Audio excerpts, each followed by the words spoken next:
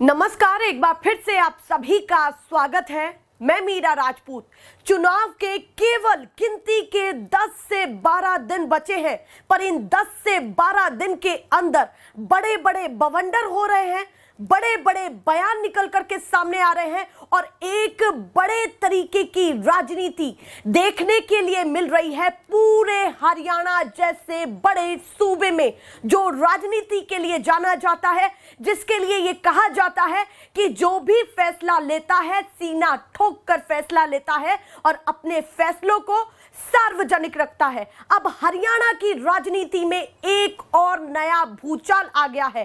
कहीं ना कहीं शैलजा कुमारी, जो कांग्रेस की एक कद्दावर नेता है, दलित नेता है, उनको लेकर के ये राजनीति का बाजार जो है वो गर्म था कि हो सकता है कि वो बीजेपी के ऑफर के बाद शैलजा कुमारी बीजेपी खेमे से मुलाकात करने की कोशिश करें, उनके संपर्क में जाए। ये मैं क्यों कह रही हूं? क्योंकि पूर्व मुख्यमंत्री मनोहर लाल खट्टर जी ने सीधे दो टूक बात कही कि शैलजा कुमारी का अपमान, या फिर उन्होंने यहां पर मेंशन कर दूं जो उनका प्रॉपर बयान है, जो उन्होंने पूरा बयान बोला है कि एक दलित बेटी का अपमान हुआ है। उन्होंने इनडायरेक्टली ये सारी चीजें कहने की कोशिश की कि एक दलित बेटी का अपमान हुआ है, ये बीजेपी नहीं सहन करेगी। अगर वो हमारे साथ आना चाहेंगी तो हम उनको खुल करके ऑफर दे रहे हैं। खट्टर जी की तरफ से कहीं ना कहीं शैलजा कुमारी के लिए एक ऑफर निकल करके सामने आया, और जैसे ही ये ऑफर निकल करके सामने आया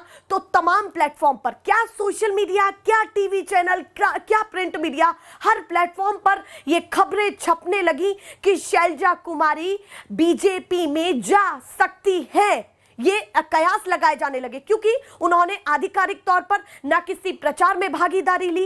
कांग्रेस को लेकर के ये बातें कही जा रही थी कि दो धड़ों में कांग्रेस बट चुकी है हरियाणा में, पर एक ऐसा बयान शैलजा कुमारी का सामने आया है जिसमें उन्होंने बीजेपी नेताओं को, खट्टर जी को और कहीं ना कहीं बड़े चेहरों को सीधे तौर पर कैमरे से जवाब दिया है और एक बड़े प्लेटफॉर्म पर दिया है। और उसके बाद पूरे हरियाणा में राजनीति चरम पर है और कहीं ना कहीं शैलजा कुमारी की चर्चाएं हर जुबान पर है। ऐसा क्या कहा है, मैं सीधे आपको बता देती हूं।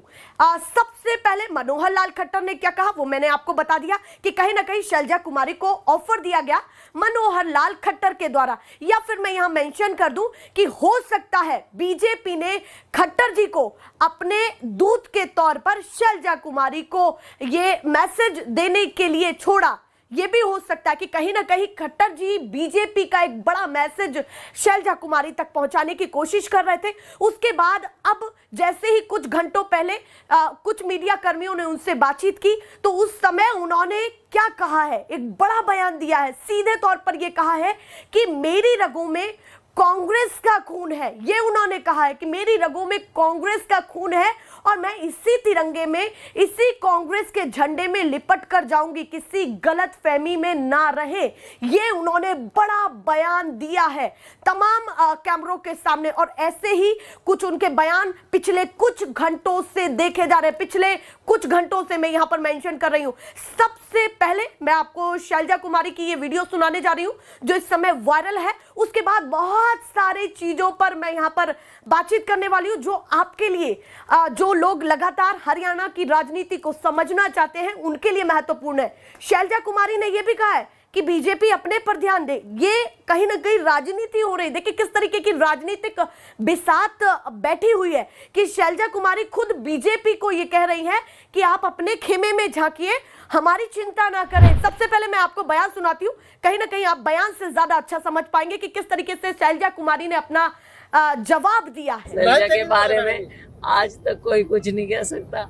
जो शैलजा जिस रंग में, तिरंगे में, कांग्रेस में रमी हुई है, कांग्रेस के तिरंगे में ही जाएगी। इस शैलजा के ऊपर कोई कुछ नहीं कह सकता। लेकिन बात ये है कि माननीय मुख्यमंत्री जी अपना घर संभालें, अपनी पार्टी में देखें, उनकी पार्टी के बिखराव को देखें, अपने घर को देखें। अब ये सच्चाई है कि अब कितने दिन बचे हैं, क्या समय आएगा, दुनिया जानती है। तो तो इस पूरी वीडियो से आप समझ चुके होंगे कि किस तरीके से शैलजा कुमारी ने, या फिर मेंशन कर दूं कि कुमारी शैलजा, जो जिस तरीके से जिस अंदाज में वो जानी जाती है, कि कुमारी शैलजा ने कहीं ना कहीं ये क्लियर कर दिया है जनता को भी, मीडिया कर्मियों को भी, पार्टियों को भी, बड़े बड़े नेताओं को भी, और जो कहीं ना कहीं विपक्ष के उनके नेता हैं, या फिर कहीं ना कहीं ये बाजार गर्म हुआ था कि बीजेपी में जा सकती, उनको भी जवाब दिया कि वो कांग्रेसी हैं और कहीं ना कहीं कांग्रेस के लिए वो पूरी समर्पित रहेंगी। ये बातें उन्होंने कही है और साथ में उस बयान का भी जवाब दिया है जिसको लेकर के खट्टर जी ने ये कहा था कि एक दलित बेटी का अपमान हुआ है। उन्होंने यह मेंशन किया है, ये मैं आगे आपको बता रही हूं कि उन्होंने ये चीज भी मेंशन की है कि मेरे सम्मान की आप चिंता ना करें, आप अपने खेमे में देखिए और कहीं ना कहीं कांग्रेस ने मुझे वो सम्मान दिया है। ये बातें निकल करके आ रही हैं, पर जैसे ही ये खबर निकल करके सामने आई, कांग्रेस को तो संजीवनी बूटी मिल गई, पर कहीं ना कहीं बीजेपी के लिए जो एक बड़ा दांव था, क्योंकि दलित चेहरा है कुमारी शैलजा, एक कहीं ना कहीं बहुत बड़ा प्रभाव डालती है, 19 से 20 सीटों पर सीधे सीधे प्रभाव डालती हैं, तो काफी बड़ा खेमा उनका है। जैसे ही कुमारी शैलजा के लिए ऑफर आया, बीजेपी से ऑफर आया, तो चर्चाएं ये थी कि क्या दीपेंद्र हुड्डा गुट और जो शैलजा कुमारी का गुट है और रणदीप सुरजेवाला का गुट है, क्या ऐसा तो नहीं कि दो फाड़ हो जाए, और जैसे ही दो फाड़ होंगे तो कांग्रेस के लिए सत्ता में आना काफी मुश्किल है, क्योंकि कुमारी शैलजा 19-20 सीटों पर बड़ा फासला रखती है और अगर बीजेपी में गई तो कहीं ना कहीं बड़ी चोट लगेगी। तो ये देखा जा रहा था कि हो सकता है कांग्रेस जीत भी जाए तो कहीं ना कहीं बड़ी फूट दिखाई देगी, पर कुमारी शैलजा ने जैसे ये कहा कि हमारी सरकार बनेगी, कांग्रेस की सरकार बनेगी, तो कहीं ना कहीं ये क्लियर सामने आ रहा है कि कुमारी शैलजा किसी भी सिचुएशन में या परिस्थिति में कांग्रेस के साथ खड़ी है और जो उनका बड़ा दबदबा है उसको लेकर के वो अभी भी कांग्रेस पर ही विश्वास कर रही है। ये काफी महत्वपूर्ण चीज है जो मैं आपको तथ्यों के माध्यम से बता रही हूं, और कहीं ना कहीं अब बीजेपी के लिए एक चिंता का विषय है कि जो उनके लिए एक आखिरी दांव था, क्योंकि कुमारी शैलजा आती तो बीजेपी के लिए बड़ा फायदा होता और कहीं ना कहीं दलित चेहरा है तो दलित वोटर भी जाता, तो कहीं ना कहीं बीजेपी के लिए जो ये आखिरी दांव है वो भी खत्म होता हुआ दिखाई दे रहा है। कहीं ना कहीं एक अल्टीमेटम शैलजा के द्वारा मिल चुका है। हो सकता है कि अब दीपेंद्र हुड्डा और शैलजा कुमारी दोनों एक ही मंच से भाषण देते हुए दिखे और अपनी पार्टी को मजबूत करते हुए दिखे। ये कहीं ना कहीं बहुत बड़ी खबर है, क्योंकि एक एक नेता और एक एक विधायक तब बहुत जरूरी होता है जब कहीं ना कहीं मुख्यमंत्री की कुर्सी पर बड़ा दांव फंसा हुआ हो। कहते हैं ना कि 19-20 का अंतर ज्यादा नहीं होता है, पर जब बहुत ज्यादा होता है जब एक एक विधायक खिसक रहा हो, ये सारी चीजें। पर इसके साथ साथ एक और चीज जो मैं आपको बताने जा रही हूं, क्योंकि मैंने आपसे कहा कि एक एक तथ्य पर बात करेंगे, तो जो महत्वपूर्ण चीज मैं आपको बताने जा रही हूं कि कहीं ना कहीं बीजेपी के बड़े नेता अभी भी नाराज हैं, जिनको बीजेपी मना नहीं पा रही है। उनमें कई कैबिनेट मंत्री भी हैं, कई बड़े पदों पर भी हैं, जो निर्दलीय भी उतर गए हैं, मैदान में उतर गए हैं, बड़ी चुनौती दे रहे हैं।